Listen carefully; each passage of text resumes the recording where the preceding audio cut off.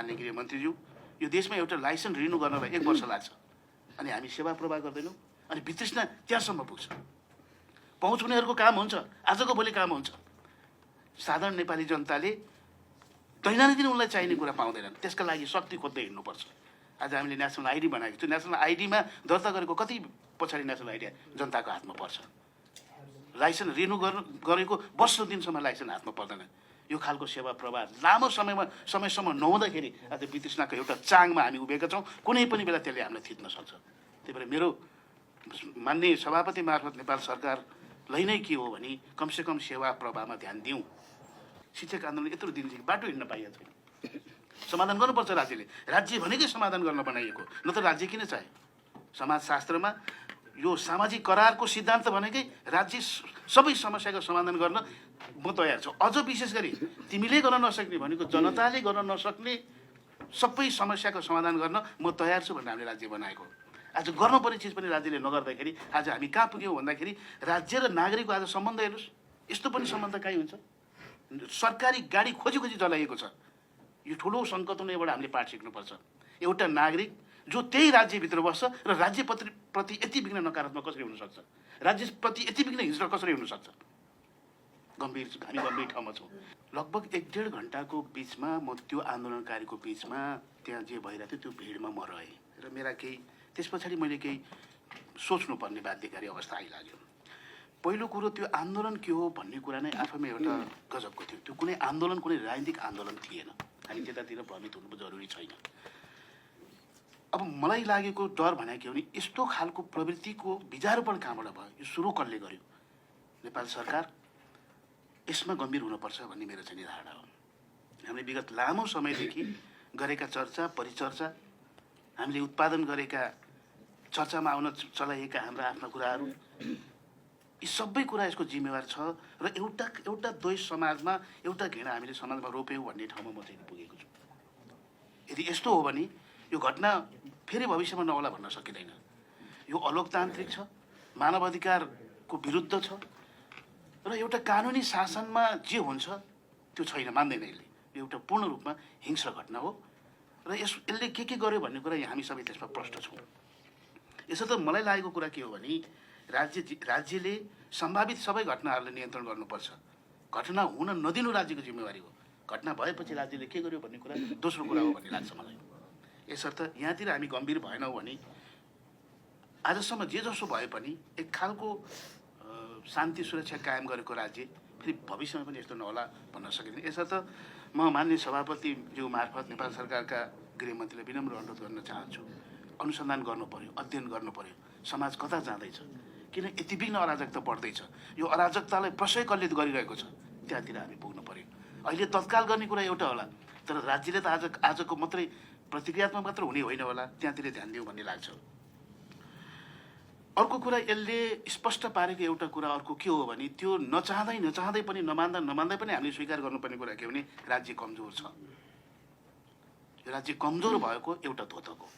यदि राज्य कमजोर हुँदैन थियो भने त्यो घटना त्यो हदसम्म पुग्दैन थियो भन्ने लाग्छ मलाई। घटना कहाँसम्म पुग्यो भने मान्छे निहत्था मान्छे मर्नु पर्यो। पत्रकारिता गरेका जस्ता मान्छेहरूले समाजलाई सूचित गर्छ, समाजलाई रूपान्तरण गर्छ, त्यसलाई जिउँदै जलाएर मारियो। जोसुकैले गरेको होस्, यो खालको हिंसक हाम्रो समाज होइन। हामीले गरेको राजनीति यस्ता कुराको लागि होइन। यहाँनिर पनि अलिकति गम्भीर हुनुपर्छ भन्ने मलाई लाग्छ। यसले राज्य कमजोर छ भन्ने देखा। राज्य कमजोर हुनु भन्नुको अर्थ के हो भने हामीले बनाएका नीति नियम हाम्रा संस्थाहरूले काम गर्दैनन् र यो अन्ततगत स्टेट फेलतिर जाने।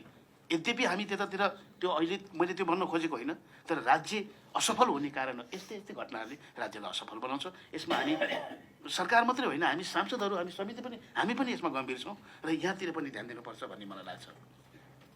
त्यसबिचमा त्यहाँ रहँदाखेरि जस्ता किसिमका गतिविधिहरू मैले देखेँ, म आफै पनि एउटा राजनीतिक सामाजिक आन्दोलनमा आएको मान्छे, लामो समय राजनीतिक आन्दोलन, त्यस पछाडि नागरिकको अधिकारलाई सुनिश्चित गर्नुपर्छ भनेर वृहत नागरिक आन्दोलनबाट नेपाली समाजमा केही योगदान गर्न सकिन्छ भनेर आएको मान्छे।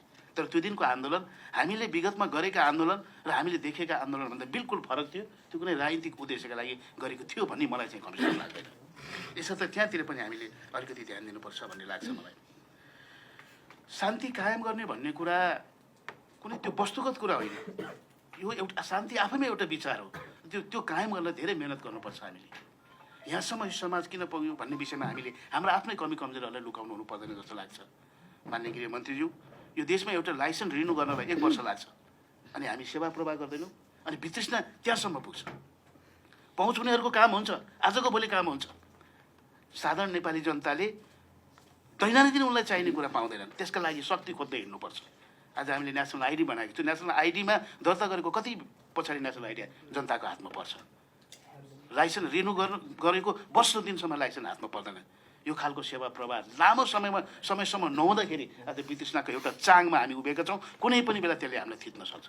त्यही भएर मेरो माननीय सभापति मार्फत नेपाल सरकारलाई नै के हो भने कमसेकम सेवा प्रवाहमा ध्यान दिउँ। गर्न त हामीले धेरै गरेका छौँ राजनीतिक परिवर्तन गरेपछि, तर त्यो कुराहरू किन आज स्थापित भएन? हामीले किन त्यो कुराहरूलाई स्थापित गर्न सकेनौँ? पछिल्लो व्यवस्था आए पछाडि स्थानीय तहले गरेका त्यस्ता राम्रा कामहरू हामीले किन त्यसलाई स्थापित गर्न सकेनौँ? त्यसलाई चर्चा परिचर्चा किन गर्न सकेनौँ? यो देश कामै छैन, यो देशमा कोही पनि मान्छे राम्रो छैन भन्ने भाष्य कसले निर्माण गरे? त्यो सङ्कटनको पछाडि कसको काम छ त्यो पनि हामीले पत्ता लगाउनुपर्छ। कसले साहित्य निर्माण गरे?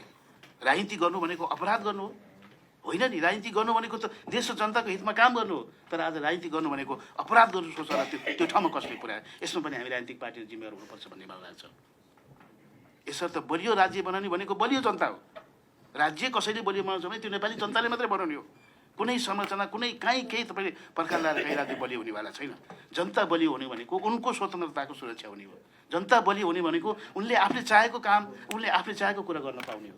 यसर्थ बलियो राज्य बनाउने भने त्यो अमूर्त कुराहरू गरेर हुँदैन। सेवा प्रवाहमा लामो समयदेखि मैले यसो कसरी यहाँसम्म हामी पुग्यौँ भन्दाखेरि हाम्रो अहिले विद्यालयहरू हेरौँ, विश्वविद्यालयहरू, शिक्षक आन्दोलन यत्रो दिनदेखि बाटो हिँड्न पाइएको छैन। समाधान गर्नुपर्छ राज्यले। राज्य भनेकै समाधान गर्न बनाइएको, न त राज्य किन चाहे? समाजशास्त्रमा यो सामाजिक करारको सिद्धान्त भनेकै राज्य सबै समस्याको समाधान गर्न म तयार छु। अझ विशेष गरी तिमीले गर्न नसक्ने भनेको जनताले गर्न नसक्ने सबै समस्याको समाधान गर्न म तयार छु भनेर हामीले राज्य बनाएको। आज गर्नुपर्ने चिज पनि राज्यले नगर्दाखेरि आज हामी कहाँ पुग्यौँ भन्दाखेरि राज्य र नागरिकको आज सम्बन्ध हेर्नुहोस्, यस्तो पनि सम्बन्ध कहीँ हुन्छ? सरकारी गाडी खोजी चलाइएको छ। यो ठुलो सङ्कट हुनेबाट हामीले पाठ सिक्नुपर्छ। एउटा नागरिक जो त्यही राज्यभित्र बस्छ र राज्यप्रति यति बिघ्न नकारात्मक कसरी हुनसक्छ? राज्यप्रति यति बिघ्न हिंस्र कसरी हुनसक्छ? हामी गम्भीर ठाउँमा छौँ। व्यक्ति को आउँछ को जान्छ त्यो खास महत्त्वको कुरो होइन। सुरक्षा निकायमा आज को आउँछ भोलि को हुन्छ त्यो खासै ठुलो कुरा होइन।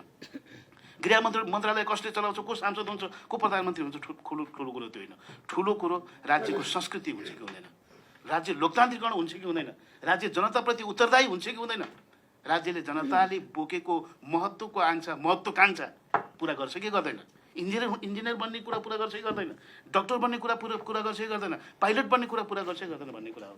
गर्न राज्यले केही पनि नगर्ने अनि राज्य बलियो राज्य खोजेर हिँड्ने, यो हुँदैन माननीय गृहमन्त्रीज्यू। यसर्थ यो राज्य र नागरिक बीचको टुटेको सम्बन्धलाई कसरी जोड्ने, यहाँतिर पनि सरकारले गम्भीर भएर काम गर्नुपर्छ भन्ने मलाई लाग्छ। हामी त तयार छौँ। सारा आफ्ना व्यक्तिगत कुराहरू सार्वजनिक जीवन जिउन कति कठिन छ यो यहाँहरू अनुमान गर्न सक्नुहुन्छ। हामी हाम्रा व्यक्तिगत कुराहरू छोडेर समाज रूपान्तरण गर्नलाई राज्य बनाउन तयार भएर आएको हो नि त। एउटा कुरा म स्मरण गर्न चाहन्छु यहाँलाई, एउटा लोकतान्त्रिक दलमाथि हामीले गर्दै गरेको व्यवहारले अलोकतान्त्रिक तत्त्वहरूलाई कति फाइदा हुन्छ भन्ने कुरा पनि यो घटनाले स्थापित गरेको छ। आज यो कुरा स्वीकार्नु नस्वीकार्नुहोस् त्यो तपाईँहरूको छनौटको कुरा हो, तर विधि सम्मत संविधान कानुन सबै मानेर शान्तिपूर्ण तरिकाले शान्तिपूर्ण आन्दोलनले नेपाली समाजको रूपान्तरण गर्न सकिन्छ भन्ने एउटा दलमाथि सर्वत्र प्रहार हुँदाखेरि त्यसले बल कसलाई पुग्दो रहेछ यो पनि हेक्का राखौँ। यसले कसैलाई पनि बल पुग्दैन। अन्ततगत यो लोकतन्त्रको विरुद्ध छ, संविधानको विरुद्ध छ र हामीले भन्न खोजेको जनताको सर्वोच्चता जो कायम गर्ने भन्ने कुराको विरुद्ध छ। त्यही भएर आज त्यहाँ को दल छ, को दलमा को मान्छे छन् त्यो ठुलो कुरा होइन। मुख्य कुरा यो राज्यलाई हामीले कसरी चलाइरहेका छौँ, यो राज्यलाई हामीले कसरी लिएका छौँ भन्ने कुरा हो जस्तो मलाई लाग्छ। यसर्थ मान्य अरू सदस्यहरूले पनि बोल्नुपर्ने हुन्छ। गृहमन्त्रीले मेरो 1 बजी बैठक छ भन्नुभएको छ, मैले लामो कुरा भन्न चाहिनँ। अब यो घटनाबाट हामीले सिक्नुपर्ने पाठ र यो घटनाबाट राज्यले गम्भीर हुनुपर्ने ठाउँहरू केही छन्। सेवा प्रवाहका कुराहरू छन्, जनताको अधिकारलाई सुरक्षित गर्ने कुराहरू छन्, जनताले कल्पना गरेको कुराहरूलाई पुरा गर्ने कुरा छन्। त्यो कुरा हामी सबै नगरे पछाडि फेरि पनि मलाई लाग्छ कतै एकजना भारतीय कविले लेखेको जस्तो लाग्छ, जब सपनाको हत्या हुन्छ त्यो सबैभन्दा दर्दनाक हुन्छ। आज हाम्रा युवाहरूको सपनाको हत्या भइरहेको छ। यो देशमै कुटो कोदालो गरेर गरी खान्छु भन्नेहरूको सपनाको हत्या भएको छ अनि हामी अमन मुर्दा शान्तिको कल्पना गरेर हिँडिरहेका छौँ। त्यस्तो हुँदैन। ममाथि एउटा घटना घट्यो, जो कोही माथि पनि घट्न सक्थ्यो, निकै गम्भीर थियो त्यो घटना, म कल्पना पनि गर्न सक्दिनँ अहिले। म आफै पनि शान्ति अध्ययन गरेको मान्छे, म आफै पनि स्वाभाविकले शान्ति कायम हुनुपर्छ भन्ने मान्छे। तर हामीले चाहेर, हामीले कामना गरेर मात्रै त नहुने रहेछ नि। जब राज्यका संरचनाहरूले काम गर्दैन, जब राज्य भएको अनुभव हुँदैन, त्यसपछि हुने घटनाहरू यस्तै हुन्। यसलाई यसरी पनि हेरौँ र अलिक गम्भीर भएर यो समाजलाई अझ लोकतान्त्रिकरण, यो समाजलाई अझ समावेशी, यो समाजलाई अझ अगाडितिर लाएर हामी सबै प्रयत्न गरौँ भन्दै मेरो आफ्नो भनाइ यही टुङ्ग्याउँछु। धन्यवाद।